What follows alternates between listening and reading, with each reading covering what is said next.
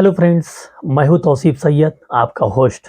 आपका मैं स्वागत करता हूं मेरे इस YouTube channel auto info world में। तो दोस्तों, अगर आपके पास कार है, अगर आप कार यूज़ करते हो, तो आपको ये जानकारी भी होनी ज़रूरी है कि अगर आपका सर्विस मेंटेनेंस या कोई मैकेनिकल काम अगर आपको ऑथराइज सर्विस सेंटर में अगर करना है, तो किन चीज़ों पे आपको ध्यान में रखना है, किन चीज़ों पे फोकस करना है, ये आपको जानकारी होनी चाहिए।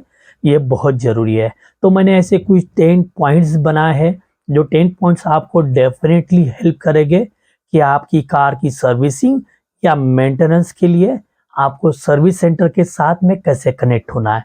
तो सबसे पहले जो पॉइंट है, आपके पास कॉन्टैक्ट डिटेल्स होनी चाहिए। कॉन्टैक्ट डिटेल्स यानी ये इन चीज़ों की होनी चाहिए। सबसे पहले आपको वहाँ का अपॉइंटमेंट नंबर होना चाहिए। मान लो अगर आपने कार खरीद ली है, तो उसके बाद आपको आफ्टर सेल्स सर्विस भी करना है या कोई मैकेनिकल काम के लिए आपको विजिट भी करना है, तो इसके लिए आपके पास सर्विस सेंटर्स का अपॉइंटमेंट नंबर्स होना ज़रूरी है। ये आप रेगुलरली वहाँ जाते हो, तो वहाँ के सर्विस एडवाइज़र्स जो आपकी गाड़ी अटेंड करता है, आपको टेक्निकली असिस्ट करता है, उस सर्विस एडवाइज़र का नंबर आपके पास होना बहुत ज़रूरी है। उसके साथ-साथ अगर आपको रिसेप्शन का नंबर मिलता है, तो वेल एंड गुड। आपके वहाँ के बैक ऑफिस का भी नंबर मिलता है, तो वेरी गुड। आपके पास वहाँ के इंश्योरेंस डिपार्टमेंट का नंबर होना चाहिए। बॉडी शॉप डिपार्टमेंट जो होता है, जो हम डैमेज होने के बाद इंश्योरेंस क्लेम करवाते हैं, तो वहाँ का नंबर होना ज़रूरी है। अगर बेहतर है वहाँ के रिलेशनशिप मैनेजर या सर्विस मैनेजर, इनके भी अगर नंबर आपके पास सेव हो, तो बहुत ही बढ़िया। तो ये आपके पास डिटेल्स, कॉन्टैक्ट डिटेल्स होनी बहुत ज़रूरी है।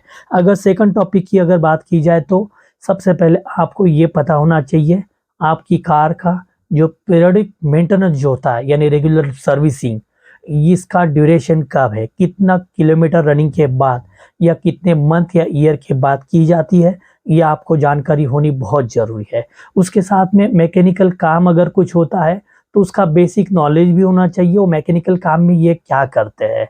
और तीसरा टॉपिक पे अगर बात की जाए, तो प्री प्लान, जब भी आपको सर्विसिंग या कोई मैकेनिकल काम करना है, तो आपके पास उसके अकॉर्डिंग प्लान होना चाहिए। यानी आपको ये सर्विस सेंटर कब छोड़नी है या उस काम के लिए कितना समय लग सकता है, इसकी जानकारी आपको, एक तो आपको बेसिक, आप अगर आप प्रिपेयर्ड हो, तो वो जानकारी आप खुद ले सकते हो। नहीं तो सर्विस सेंटर कांटेक्ट करवा के आप उसकी जानकारी हासिल कर सकते हो, ताकि आप आपके ऑफिशियल टाइम या फैमिली टाइम को मैच करते हुए आप आपके गाड़ी का भी काम करें। इसलिए आपका प्री प्लान होना ज़रूरी है। और अगर फोर्थ पॉइंट की बात की जाए, तो आपके पास इनफ टाइम होना चाहिए।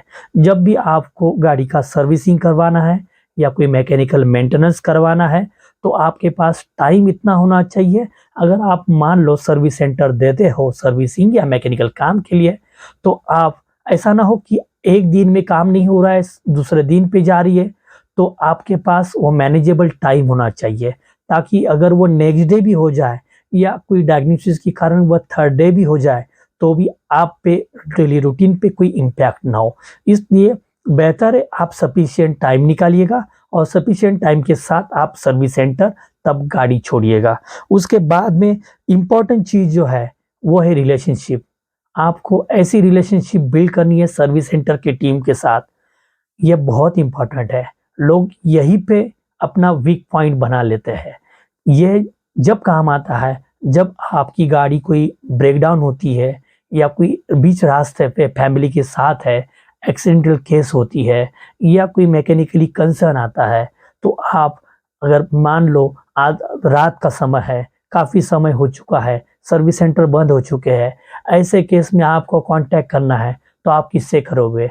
अगर आपके साथ किसी का अगर रिलेशन वहाँ पे प्रॉपर है, अगर आपने प्रॉपर रिलेशनशिप बिल्ड की है, तो डेफ़िनेटली वो बंदा आपका कॉल अटेंड करेगा, आपसे वो कनेक्ट होगा, आप जानकारी ले सकते हो और आप वहाँ पे असिस्टेंस लेके आप आगे आने आने वाले प्रोसेस में आप प्रोसीड कर सकते हो। इसलिए आपको रिलेशन वहाँ पे प्रॉपर बिल्ड करना है। फिर वो सर्विस एडवाइज़र हो या बैक ऑफिस टीम हो या अदर टेक्निकली टीम हो, इनके साथ में आपको वहाँ पे प्रॉपर रिलेशन बिल्ड कीजिएगा, क्योंकि जो कहते हैं ना, प्यार से पूरी दुनिया भी जीत सकते हैं। तो यही बात है, प्यार से दुनिया जीती जाती है, वैसी ही रिलेशनशिप बहुत इंपॉर्टेंट है, क्योंकि जब तक आप कार को यूज़ कर रहे हो, तब तक आपका वो कनेक्टिविटी, तब तक आपका रिश्ता वो सर्विस सेंटर से रहेगा। इसलिए आपकी रिलेशनशिप प्रॉपर होनी चाहिए सर्विस सेंटर की टीम के साथ, ये बहुत इम्पोर्टेंट है। और अगर हम नेक्स्ट पॉइंट की अगर बात की जाए, अंडरस्टैंड व्हीकल वर्क परफॉर्म। जैसे कि आप जब भी सर्विसिंग के लिए दोगे या मैकेनिकल काम के लिए देते हो सर्विस सेंटर, जब भी गाड़ी का काम होता है तो आप वो जानकारी ले सकते हो, और जानकारी लेनी ही चाहिए कि मेरे गाड़ी पे क्या काम हुआ है, क्या क्या पार्ट्स बदले हैं, या वो काम या वो पार्ट की जानकारी नहीं है तो वो क्या परफॉर्म करता है। तो इसकी जानकारी हमें होनी चाहिए, ये भी बेनिफिशियल पॉइंट है। उसी के साथ में हमें जैसे कि गाड़ी का काम होने के बाद में इसका टेस्ट ड्राइव लेना ज़रूरी है, ताकि जो कुछ काम हुआ है इसका परफॉर्मेंस ये कैसे हम फील कर रहे हैं, तो ये हम जब टेस्ट ड्राइव लेंगे तभी हम इस परफॉर्मेंस को फील कर सकते हैं। तो वो एक ज़रूरी है, और ट्रांसपेरेंसी के लिए भी बेहतर होता है। अगर जाने अनजानी में अगर या कोई ह्यूमन एरर के कारण अगर कोई दिक्कत है, कोई कमियां हैं, तो हम सर्विस सेंटर से इमीडिएटली वहाँ पे डिस्कस कर सकते हैं। उसके बाद हमें जैसे कि जब भी हमारा काम हो जाता है हम गाड़ी की डिलीवरी ले लेते हैं, मैकेनिकल काम हो या सर्विस होने के बाद, तो हमें सर्विस टीम के साथ में उस एडवाइज़र के साथ में हमें टच में रहना है।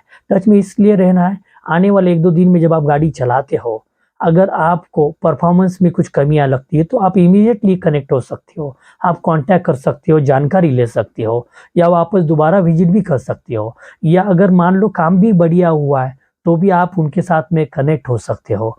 उसके बाद में आपको सबसे इम्पोर्टेंट चीज़, जब भी आपका काम हो जाता है, तो अगर मान लो कोई कंसर्न था, कोई प्रॉब्लम था और वो सॉल्व हो गया, वो बंदे ने बोल दिया था कि 1-2 दिन की चला के देख लीजिएगा, अगर परफॉर्मेंस अगर आपको प्रॉपर लगता है तो आप उसके बाद मुझे कॉल करके बताइएगा। उस वक़्त डेफ़िनेटली उस एडवाइज़र या कोई सर्विस टीम का बंदा जो कनेक्ट है आपसे, तो उसे शेयर कीजिएगा, मेरा प्रॉब्लम सॉल्व हो चुका है, ताकि उसे भी आइडिया आ जाए कि मैंने जो काम किया है, इसका रिज़ल्ट्स आ चुके हैं और कस्टमर भी सैटिस्फाइड है। और सबसे इम्पोर्टेंट चीज़, जब आप उस काम से पूरी सैटिस्फाइड हो जाते हो, आपको सही में खुशी से वो काम बहुत बढ़िया लगता है, तो आप ये कभी भूलिएगा मत, उन्हें एप्रिशिएट कीजिए। उस एडवाइज़र हो या टेक्निकल टीम हो, ख़ास टेक्नीशियंस हो, इन्हें आप ख़ास करके एप्रिशिएट कीजिए, ताकि उन्हें भी उसका रिवर्स मिले, ताकि उन्हें भी खुशी मिले कि हमने जो काम किया है अपना कस्टमर सैटिस्फाइड हो चुका है और हमारा काम सफल हो चुका है।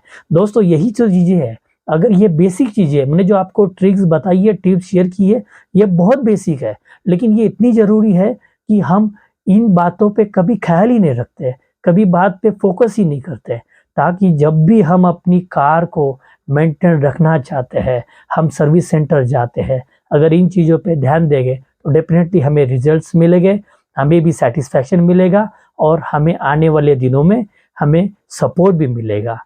तो ये अगर मेरा वीडियो अगर आपको अच्छा लगे तो मेरे चैनल्स को, मेरे इस वीडियो को लाइक कीजिए, चैनल को सब्सक्राइब कीजिए, और प्लीज़ अच्छी-अच्छी कमेंट्स कीजिए। Thank you so much.